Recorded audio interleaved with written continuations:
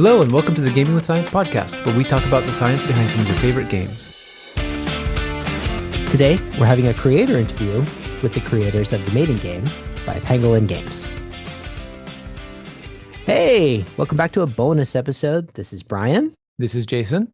And today we are joined by Andrea Roth Monzón and Andrew Thompson, the creators of The Mating Game. Why don't you introduce yourselves? I'm Andrea, a researcher. I've worked with a very broad different kinds of things. I've done anything from like herpetology to more like evolutionary ecology stuff to basically parasitology, which is where I'm at the moment. And I've always been interested in teaching science and getting people interested in science, specifically from an experiential point of view. I think science is to be discovered. And so I think games create an opportunity to discover basically science, to have an opportunity to discover the process before you actually learn about it through a game. Awesome. Thank you. And some vocabulary for our listeners. So herpetology is the study of like snakes and lizards and reptiles and stuff. Parasitology is the study of parasites. So it basically sounds like Andrea studies creepy crawly, squiggly things. Herpetology is my favorite paraphyletic science when I talk about jargon. It's a group of things that are actually related to one another, right? Because you got amphibians and snakes and lizards and all the things that crawl across the ground, all the vertebrates that drag their bellies. But you also have all the cool stuff. I still tell people they're my first love and would always be my love. What about you, Andrew? Yeah, so my name is Andrew Thompson. I actually met Andrea in grad school, so that's where we started this venture together. My background is in microbiology, and I transitioned from microbiology as an undergraduate into biology, and I did some microbial ecology in soils, and I also did some astrobiology. So I got the opportunity to work down in Antarctica with the largest ice-free region in Antarctica, and we were studying soils down there to understand kind of fundamental ecological processes, because it's the diversity is so reduced there that you can actually ask some of these big questions. That led into astrobiology, and I've always been a big kind of sci-fi idea guy, and so that fit really well. And after grad school, I decided that I was kind of tired of research, and I liked ideas more than I liked research. And so I've been transitioning since then towards more of a sci-fi author, game entrepreneur thing. But I still am actively researching. I'm a postdoc right now, doing some computational biology work with soil, food web modeling, and also some more soil environmental microbiology. So just to clarify, you guys are both PhDs, correct? Yes. Yes. Okay, so you're Dr. Andrea and Dr. Andrew. Yes, that's correct. Okay, but I did want to follow up. So you were you at McMurdo Station in the Dry I Valleys? was. Yes, in the Dry Valleys. I wonder if we know some of the same people. Brent Christner is somebody who I worked with on cryoconite soils that were collected from Antarctica when I was an undergraduate. Brent Christner. Well, it doesn't matter. Don't worry. Like when we were undergrads, this was like the Stone Age period. Yeah. So like they hadn't accumulated enough geological layers yet to be that interesting.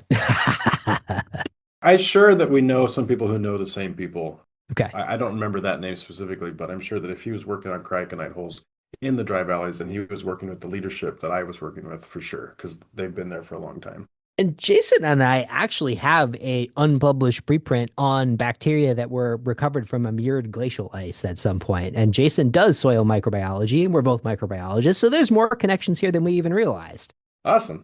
That's cool. Sorry, Andrea, we do plants, so we don't work with lizards and snakes and stuff. Sorry. That's fine. I do fish now, so. All right, well, let's talk about this game you've put together, The Mating Game, which I must admit, I was confused at first because when I started looking this up, we need to work on y'all's search engine optimization. Because like I look it up and I first find like a 1959 romantic comedy, a 2005 paranormal romance, some BBC nature special, and then apparently a 1969 Hasbro board game that beat you to the name by like 40 years. Hopefully the copyright on that's already expired, though, so it shouldn't matter. One should hope. So what is The Mating Game? Tell us about this game that you put together. So the mating game is basically a game in which every single player is a multiplayer game. It works better with bigger crowds than smaller crowds. It's meant to be enjoyed by several people, and it's up to 6 players. So every player has basically a deck of cards with male traits. And then your strategy depends on how you basically choose the trait, because what you want to do is basically attract the ladies, right? This is an attract the ladies, let them come to you so that you can mate, and then then you can pass your genes on to the next generation. But there are risks, right? The environment plays a little bit here, and there will be risks. So the environment may give you very little resources, so you may not be able to invest in such mate, or they may also kill you, or they may not be enough females for you, right? So it is a competition, and that's kind of how the gist, like the general gist of it, I would say. Yeah, I would say that the mating game is our attempt to bring in evolution. There's natural selection and sexual selection. It's our attempt to bring this much less talked about but still very important concept to a broader audience. And for the most part, I mean, there's the male side and the female side. The mating game focuses on the male side, the selection that males experience. It's animals, not humans. We get that question a lot, weirdly enough. And so the game is just trying to simulate what it's like to be a male and what it's like to invest differently in different strategies to try to convince the females that you are worth taking a chance on so you can pass on your genes. And so it's trying to simulate that aspect of sexual selection and teach the concepts that are often taught in college courses in a game format. So what is the story of the mating game? How did you guys come to this game in particular? Tell me the origin story of the mating game. So when I was in grad school, there was this class for teaching students. And so I was taking this class that it was meant for you to be a better professor. And so that kind of got us started. In this class, we were asked to do an activity to show our actual research. And so I was doing competition at the moment, so nothing to do with mating. And I decided that I was going to do a competition game. And when I saw how well that worked in the class setting with other grad students, they were so happy and so excited about it. I started thinking about sexual selection, because sexual selection has been one of my favorite subjects in evolution, because I think it brings some of the coolest traits that people also don't know. I also think it brings a lot of misconceptions. The amounts of times I've talked to people that said oh, that's not natural. In nature, an animal doesn't do that. And I'm well, there's always exceptions. There's fish that change sex. There's food communities that are all females. And so I've always been I feel it is wrong that this is not known. And so I wanted to build a game that kind of showed that part that I felt was less conspicuous. And then happily enough, I ran into Andy, who was also into games for science, and we started talking, and that kind of got us to refine it into a better game, because it wasn't as good as it is now when we first started. That is for sure true. That was 8 years ago. We've been working on this game for 8 years, which I don't know that I really want to admit, but it was definitely a very fun, iterative process. I remember many hours in the evenings we'd get together and we'd just work on this game. Yeah, so for me, the desire to do science games started before the mating game. Back in 2014, when I was actually traveling abroad, I saw this tree. It was called a cabbage tree. It was in New Zealand. And I thought, wouldn't that be cool if that was on a card? I mean, I'd grown up playing card games like Magic, The Gathering, and Pokemon. And back in 2014, and it's still true today, but there's a lot of controversy about things like climate change. And I wanted to figure out a way, or I thought games would be a really good way to engage people who may have been turned off by simple articles or lectures, or who wouldn't get access to information about science in a non-threatening way, where they could kind of experience why species diversity mattered and learn the value of species diversity. And I thought games would be a great way. So I actually went home after that experience and I started tinkering around with the game. The game part never worked. I made the cards and stuff and they looked cool, but I could never make a community ecology game work. But Andrea actually saw my prototype on my screen as I was working on it one day at work. And she was like, hey, you're making a game. I have a game idea. And so we put our heads together and started talking about the mating game, which turned out to be much more tractable. Do one of you want to describe the mating game? How do you play it? What does it look like? Just in brief. I think the most important thing to know, if you're not seeing the mating game, is that the mating game was first and foremost designed to be fun and engaging. And I think when you look at the cover of the game, that's what comes across. I personally wanted to steer away from very descriptive art. I love descriptive art of natural phenomena, but I wanted this game to look fun. And so the colors and the designs are a bit more cartoony than descriptive and very bright and vibrant. This is supposed to be inviting to people who are not really used to science necessarily. Like Andrea mentioned earlier, it's a card game where you are selecting different strategies that you see in real life. So things like large feathers or massive body sizes. And you're trying to say, hey, can I use this to survive the physical environment and then also convince the females on the board that I am worth taking a chance on? So the goal of the game is to gain as much offspring as you possibly can. And to do that, you have to outcompete your competitors, your other males, and convince the females that you are actually worth mating with. And to do that, you invest your food, your energy into the traits. And so some traits cost more, some traits cost less. There isn't a better or wrong trait. It's just up to you to decide what's the best way to manage that. let me see. So things are split down into three major categories. There's combat, there's flashy, and there's sneaky. I'm going to pick out a couple of my favorites. So obviously flashy is your peacock, right? Your gigantic display feature to try to attract attention. For combat, I think my favorite is the elephant seal. Just absolutely ridiculous differences between males and females, like monstrous males just beating the crap out of one another to try to maintain control of the local female population. What's some of the best sneaky strategies? Because I definitely saw something about sperm competition on those cards. So I think, I don't know. I mean, I like the sperm competition one because I do think like it's not something that people think about. Like people think usually that the choice is more like in the selection and they forget that they could be selection after the choice. And so some of the sneaky ones were meant to kind of bring light to that, that sometimes even if the choice is made, there is ways to control that choice afterwards. I also like some of the ones that give more play to the females, like show you how maybe females are choosing or why females are choosing certain things. I've always liked the one in which the male kind of looks like a female and just sneaks around, right? So it doesn't actually gets to compete, right? Like you're not competing. You basically make yourself look like a female and then you can approach females and other males just think like, oh, I'm getting an extra female.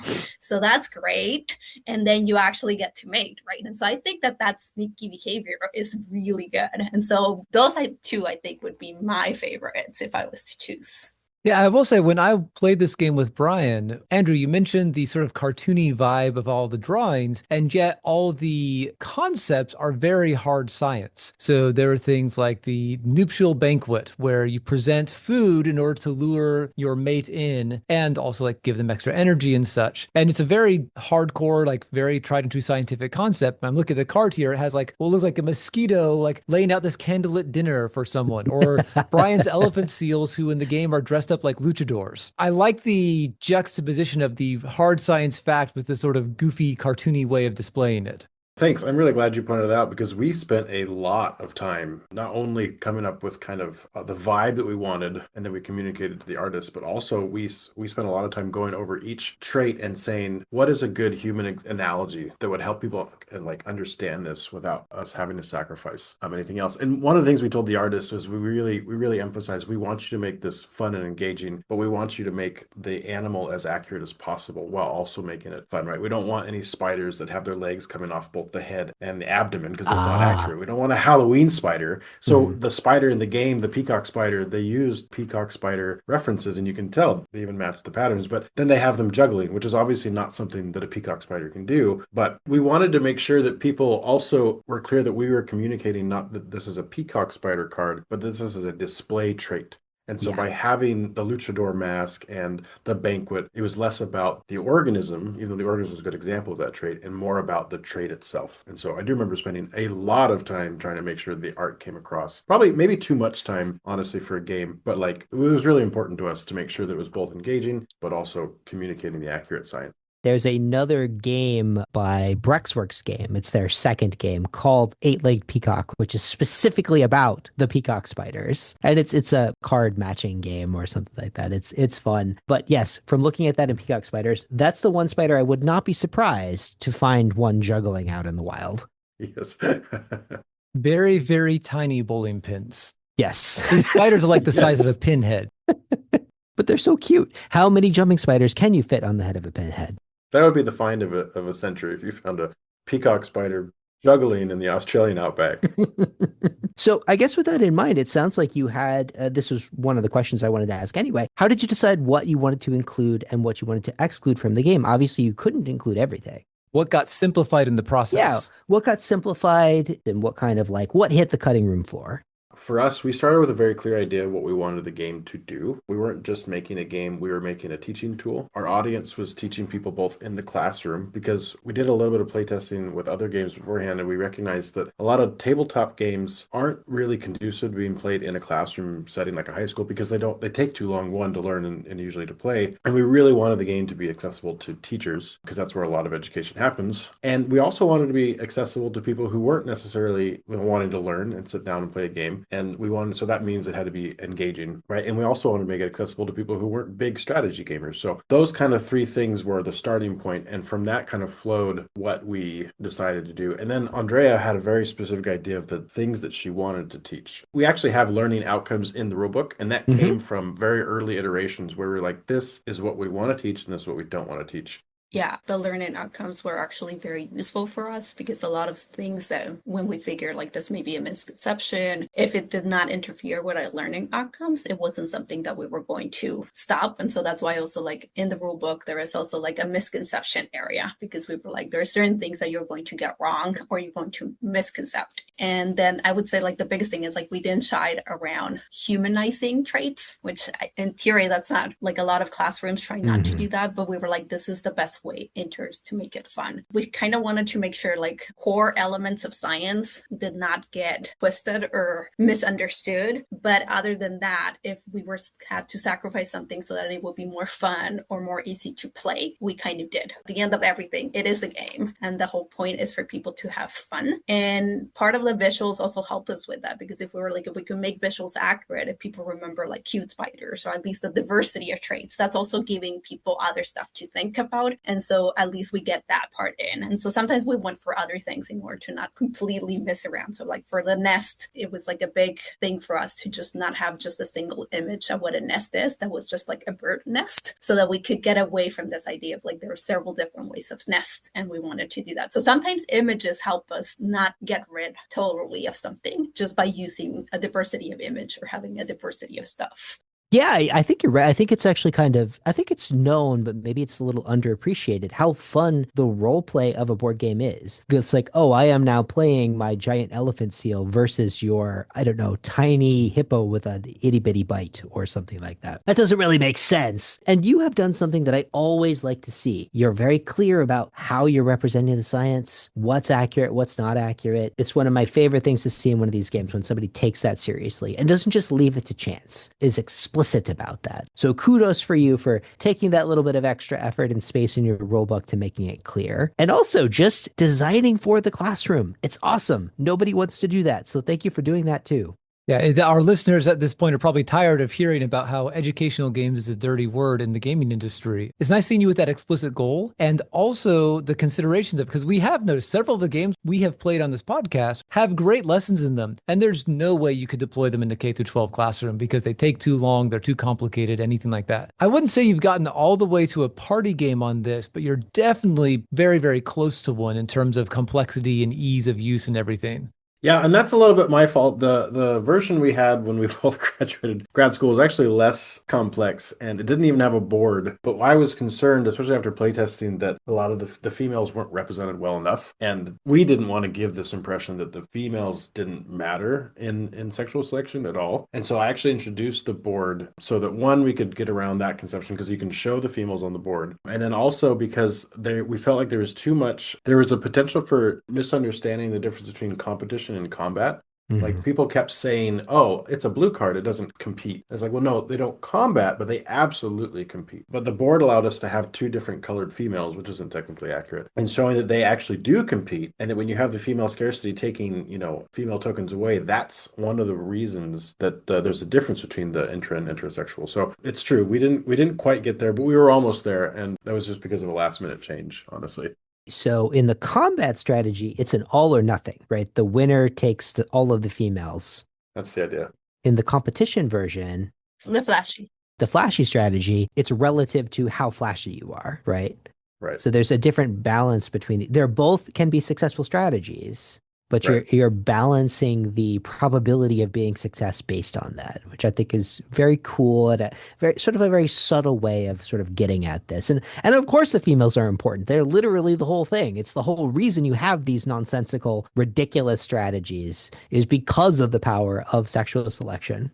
Yeah, we thought it was very interesting that when we were playtesting, a lot of people comments were like the females were not present. And I was like, but the females are the ones that are choosing. They're the drivers of the whole competition. And so that's kind of what brought us like the amount of people that really were like, this is like such a chauvinist and male kind of Yes. perspective. And we were like, wait, what? Like we were not expecting that. Right. And so that was one of the things that we were like, well, we don't want that. That's not what we want people to take from the game. And if we have to compromise into like putting maybe a little bit more complication into it so that people don't get that idea, it's totally worth it. And I would also say like part of what we like is that it's not only bringing that complication of like an all or nothing depending on if you're using flashy or combat, but also depending on the environment, right? Because if you're a combat one, you're less likely to survive to certain things, right? And so that also plays into that, into sometimes if your environment gets really complicated. And we actually, because we were thinking about teaching, right? Like if you play the normal game, we just have one set of like environment cards, which are more like diverse. But for the teaching setting, we actually do have cards that make like an extreme environment in which you maybe get no resources, or one in which you get like so much predation that you're basically going to be killed at every moment. And that is really good from the teaching perspective because it shows you how you would normally adjust and be like, oh, I'm not playing that because I'm going to get eaten every single time. So I'm just not going to play that, right? And it really drives the point across when you're teaching about how those two things are interplaying and how they actually feed. And so how you can get such weird traits, even if they're not great for survival. Because you could be like the very sexiest male ever with a peacock with a tail that's 6 times the size of its body. And if you get eaten, it doesn't matter. You lost. You lost. You don't leave any offspring. Having a massive body also takes a lot of energy. And often they're trade-offs, yeah. And that there puts a limit on how large you can get, and that limit is definitely defined by the environment. What Andrea was saying, and you guys maybe, I don't know if you played around with it, but the cards themselves, you can make different decks using the environment cards. So at the bottom of the card, you had an S or a V. You were supposed to take the V's out. I don't know if you did. I think we did. Okay, so if the V is represented, if you have those in it, represents a variable environment. You can actually lose energy. So it encourages you to invest immediately that turn because you don't know if you'll lose anything you saved up. Whereas a stable environment allows you to save up. One of my favorite examples of this when we were teaching, because we did teach in the evolution class that we had, was that I would ask students after we swapped out the stable versus variable environment to give me examples of stable versus variable environments. And they would often, cite something like a jungle versus a desert. And I was like, okay, yeah, but so you're thinking physical environment. What about in the same environment? Are there examples of stable and variable environments? And I would say, like, what about a mouse versus an elephant? They both can live in the exact same physical location, but an elephant can expect to save up over many years and invest heavily in a single offspring, whereas a mouse doesn't expect to live very long, and so that's why they reproduce a lot as much as they possibly can. I always like that because it just shows a new perspective on that concept. Very cool. Is there anything that you tried to get into the game and you just couldn't figure out how to make it work? I don't think so. I think that the most I remember struggling with, is that we had a lot of really great suggestions from playtesters of great game mechanics that would either confuse the science or that just didn't fit with the science. And even though it would have made the game more fun, we had to cut it. And that was challenging because, of course, we were trying to make the game as fun as possible. So I think there are things that aren't in the current version of the game, but we could add more into, like, more strategies. In fact, we have strategies that we're planning to put into the game if we raise enough funds for it. But in terms of like an element of the science, I think we accomplished what we set out to do. There's certainly aspects of sexual selection that we didn't like. I would eventually, if this works out, I'd eventually like to do a sexual selection game from the female perspective. I think that would be really fun. But we never set out to do that with this game. So you need the counterpoint game. The counterpoint, yeah. I'm just realizing you have a great analogy for balancing selective pressures. You have to make a game that is very fun and also teaches good science. You can't do all of one. You can't do all of the other. If it teaches great science and it's not fun, no one's going to play it. If it's all fun and it teaches no science, well, then you've also missed one of your key goals. So you have a wonderful analogy for sexual selection right there in front of you. That's awesome. That's so meta. Another thing that I noticed is that you've got the mating game up on Tabletopia. Could you tell us about that? What was that experience like, and why did you choose Tabletopia?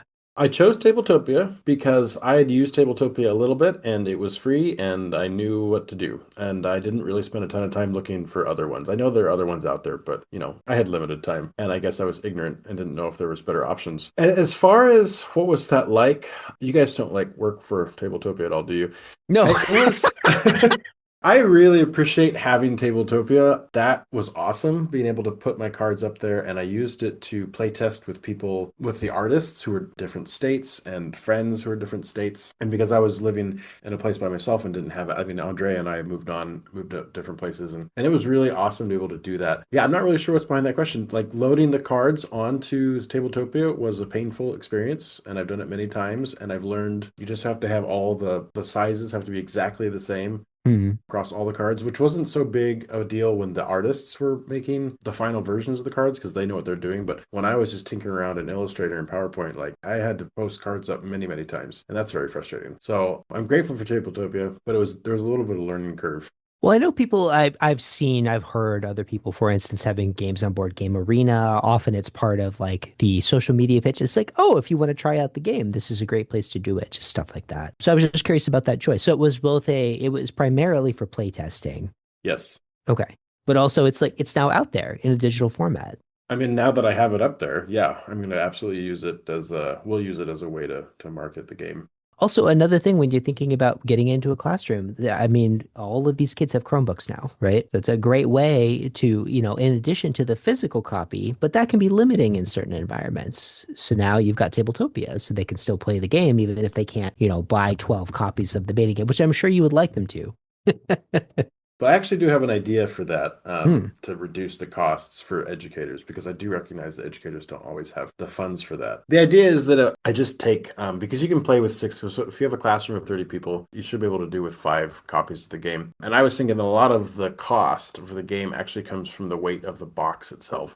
Right. True. This was a shipping cost because a lot of boxes aren't packed super efficient. So I was thinking you could probably reduce it, and I've run the numbers. I think you could reduce from the cost if you can get 5 versions of the game into one bigger box for 3/5 of the cost. Ooh, clever. Yeah. So that's what I'm exploring. I can't guarantee that it will work because I have to raise enough fund. Because you have to scale both, right? Then I have 2 copies of the game, 2 versions of the game, and I have to get enough funders that want the teacher version in order to make that reliable. But I think it's a clever idea, and I think it will be appealing to at least some educators out there. Yeah, I think so too. I'm thinking about like, when you go to the grocery store and the discount cereal is in a bag instead of a box, because a bag is cheaper than a box. Right, because the shipping costs is part of it, yeah. And the bag itself is cheaper than the box, yeah. That's cool. But Tabletopia is I had never thought about using the digital Tabletopia version in the classroom. I'm going to have to think about that. So I can see, because we actually have a camera feed, that Andrew has some games behind him. So I wanted to ask, what are some of your favorite games? Andrea, I'm going to say you go first because Andrew's been talking a lot. It's your turn. Agreed. Okay, I'm a simple type of games, I would say, in terms of like tables. Games, I say I still play a lot of Scrabble, so that's one of my favorite games. But I also used to like a lot of Uno, that's what I used to play. So I would say like most of the games I play are very simple. And we always say that Andy is the strategy one, and I'm the give me the simple game in which I match colors or I match little things, and that's what I play and I enjoy the most. So I'm a simple kind of games, which works well for this relationship, because if we get the mating game to actually be successful and continue on this, I have a lot, like I want to build have you ever played like Hungry Hippo? Yeah. I want to build like an accurate Hungry Hippo for like elementary children, because I'm like, that would be easy to do. And most of my PhD research was competition. And that's what I was looking at character displacement. And so I would be super happy to make one for elementary kids to play like Hungry Hippo kind of thing. So those are the kind of like the simple-minded games are the ones I love.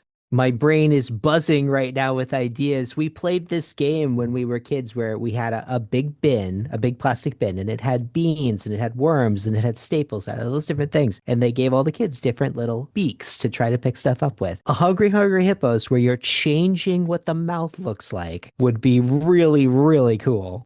Well, that's exactly, yeah, because like I was saying, like when I built that game for the class that I was talking before, that was what I did. I basically did different tools and different resources. And so people could choose which tool. And so some were generalist and some were specialist. And so if you were a specialist, you could only get some, but then also the resources had different points. Right? So some costs like had to give you more energy than other ones. And so that's what they play. And people were really excited. So I really want to do. That is a game that you should try out on Tabletop Simulator because it's got a physics engine in it. Okay. I'm just picturing hungry, hungry Darwin's finches. Yes. That would be TM, perfect. TM, TM. No, I'm just kidding. You guys can take that. You should.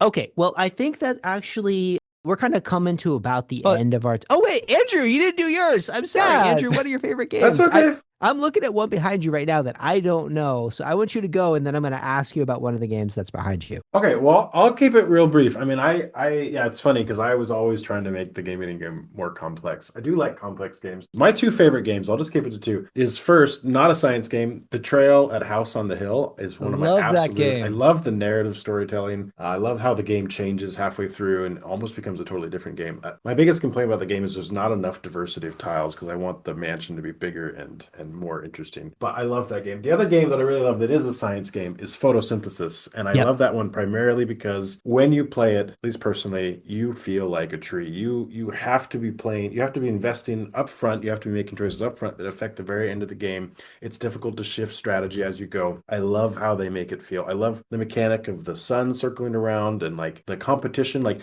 the game wasn't intended, I think, to be educational necessarily, but they did a great job of simulating the life of a tree, and I think that I really, really, really enjoy that. My wife, however, thinks it's the most boring game ever, and so, whatever. It is what it is. I think we're more on your side. That was our number one game, the very first episode we ever did. Our first Really? episode was Photosynthesis, yeah. Okay, yeah, it's awesome game. And I think we decided it was actually a game about forestry Yeah, or the lumber industry more than about a natural ecosystem. and that's yes, for sure. But yeah, it was fun. It was definitely unique. And a lot of games use science as, I don't know, never mind. I don't want to get distracted with this. They weren't trying to teach science. They just No, did it by accident, it was a right? theme. They're replicating a theme. Although I really can't imagine that mechanic making sense for anything else. How would you reskin that? You just couldn't. Yeah, no, it's great. That's why it works as an educational game. It needs some tweaks. I've definitely thought about tweaking it. Okay. Now you have a game on the shelf behind you that I don't. I know most of the games that are up there. I do not know what CO2 is. Tell me about CO2. I actually haven't played CO2. I've had it for a long time. It's It's very pretty. like all good games should be, right? So it's basically you play as an economy trying to reduce your carbon dioxide output. Okay. So we just played very recently, we played Daybreak, which was a cooperative game by Matt Leacock and Matteo Manafase, which is this. It's a game about climate change and combating climate change. It's a lot of fun. Very hard because climate change is a very hard problem.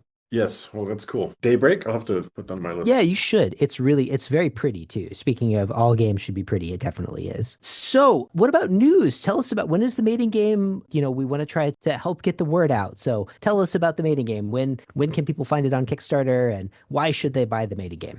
I don't have a Kickstarter date, but it'll be March of 2026, probably the beginning of the month. And there's a pre-launch page you can sign up for. And I would say that it's super helpful if people who think they might want to buy it or think they will probably buy it, or at least look into it, if they click on the save link on that pre-launch page, that's super helpful. It gives me an idea of how many people I have that are interested in, and it lets me know when I should be launching or whether I should be launching. And then we're also on Instagram, primarily Pangolin Science Games. All of our socials have Pangolin Science Games because Pangolin Games is already taken, which is fine because it works. We're on Instagram mostly. We're on Facebook a little bit, and also Blue Sky. So we'll be looking for updates there. Okay, fantastic. Why support the games? I would say several things. One, I think it's because it's fun and you'll have fun. The second one is because it can teach you something. But like I tell people, like it doesn't teach you if you don't want to. Like if you just play the game and don't think about it, you don't necessarily will get that much from it than if you actually go through actually reflecting on what you're doing. And then the other one I think is because science matters and science education matters. And we want people to be more aware of scientific facts and just critical thinking so that when you see stuff in the news, you kind of have a better idea of what's happening around or why that matters. And I think we've done kind of a crappy job at letting people understand all that goes behind the things you're getting. And so I'm hoping that also it's supporting science, especially right now, where it's kind of a hard sell at the moment for many, many ways. And so I think that is part of it. And then my hope is also that it will bring the idea of how amazing and diverse the world is, right? Like I always say, like sometimes we focus too much, like we did keep traits that are iconic, like the peacock tail, but there are so many more traits that animals have that people may not know about it. And just being able to see all of that diversity and fall in love with all of that diversity and kind of experience it in a game form is really, really valuable. And I would say that at least should get you excited. I would like to add that support the mating game because you want to support us and our vision. And we do have a vision. We're not just out here making games. Like Andrea said, we really want to support science education, and more than just science education in a formal sense. We really want to make science as an understanding of the processes that our world is governed by, intuitive for people, right? So if you had people playing games in classrooms about all sorts of topics, then as they grow up, not only do they remember those topics more intuitively better because of the way it was presented in game form, but they have a greater appreciation, right? Because you've associated games and science and fun all in one thing, and it's not threatening. The other thing I want to point out is that it's not just about science as like an abstract out there fun concept to learn about, but this game is a great example of this. But science teaches us a lot about ourselves, especially biology. I know some people don't want to admit it, but we are animals, right? And so we have that evolutionary and ecological context. I mean, the mating game doesn't explicitly say anything about human mating behavior, but a lot of the same rules apply. And we're not going to get into that because that's a whole different field. But by learning the concepts through games about, abstract things, you can actually learn a lot about why people behave the way you do, why we behave the way we do, and what to do about it. And I think that that is more of an abstract goal of ours, but I think that there has a lot of personal value. What's next for Pangolin? Are we going to see the female selective pressure? There's all sorts of games. I have a list of at least 5 or 6 that I've been playing with. Andrea has her list. One thing I'd like to do in the future is bring in not just biologists, but also physicists and geologists and try to do the same thing with that. We have a whole vision for where this could go. And so back us because you support in that vision. And because without consumers telling us what they want, we'll never get there. Yeah, you got to respond to that selective pressure, right? Yes, exactly. All right. Well, that seems like a good place to wrap it up. So thank you, Andrea. Thank you, Andrew, for being on here. Good luck on your Kickstarter. We'll try to time the dropping of this episode to be at or shortly before when you go live. So best of luck then. And in the meantime, listeners, thank you for listening and have a great month and happy games.